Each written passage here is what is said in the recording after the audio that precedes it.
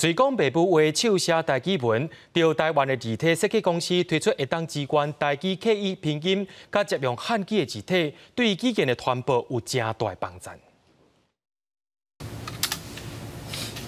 要拍台文字，煞常常拄到字体无支援的问题。即马台文的书写甲应用愈来愈顺畅，但是支援台文的字体却真有限。都有日型公司特别杀出头一套支援台语刻意拼音甲接用汉字的字体。有一寡朋友就甲我反映讲，啊，是毋是恁做汉字，是毋是要将台语甲台语这部分嘛做一下？啊，阮就想讲，啊，既然是遮尔在地、遐有意义的代志，所以阮当然一定要答应。但是做台语，阮有，因为是阮台湾头一间伫做的嘛，啊，所以有面对真侪的问题。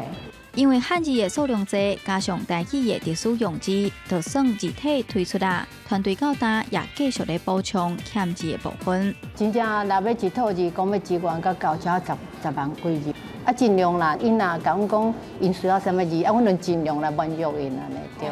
虽然各种字形伫生活中世界拢看会到，但民众对这道却真青分。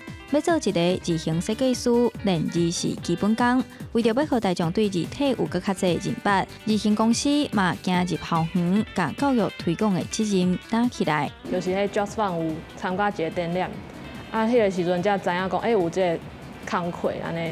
其实较早有读过 JustFun 的资料文章，啊，毋过。啊，因为这个工课较少人做，所以嘛是伊咧找人去加入这个工课的时阵，才知影讲哦，原来一般人拢会使去加入这个工课安尼。除了伫校园内，伊嘛伫网络顶建立交流讨论的机会。其实你看自嗨上面，其实它的会员数很多，你就会发现说，其实社会大众就是一般人哦，他跟设计科技没有关系，他开始会发现说那个文字在生活里面，然后有些人就开始会感兴趣。街仔路的招牌看板、超商内的商品标示，甚至吸引仔，其实都咧选字体。